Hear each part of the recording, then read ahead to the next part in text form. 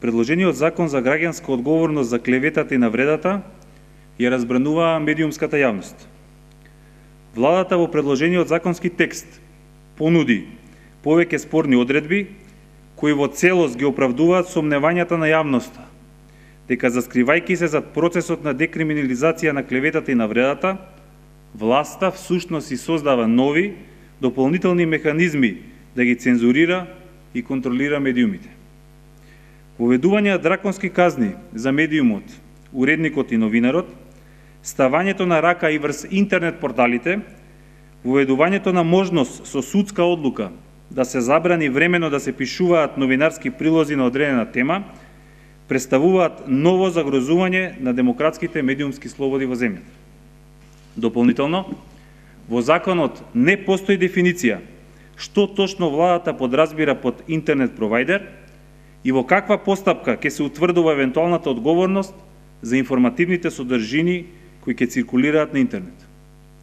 СДСМ генерално ја поддржува декриминализацијата на клеветата и навредата, но нема да бидеме соучесници во владините намери дополнително да ги ограничат новинарските права и медиумските слободи. Затоа користиме оваа прилика да информираме дека поднесовме амандмани со кои бараме намалување на максималната казна од 27.000 евра на 2.700 евра, бришење на членот од законот кој овозможува цензурирање на новинарски текстови и амандман за дефинирање на евентуалната одговорност на интернет порталите.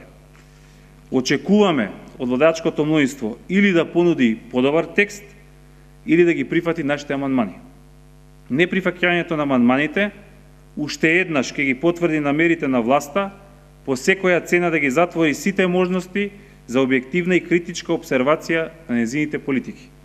Доколку власта не ги прифати амандманите, во втората фаза СДСМ нема да го гласа Законот за граѓанска одговорност за клеветата и навредата. Поверете ви, стоам на располагање за темата и други прашања.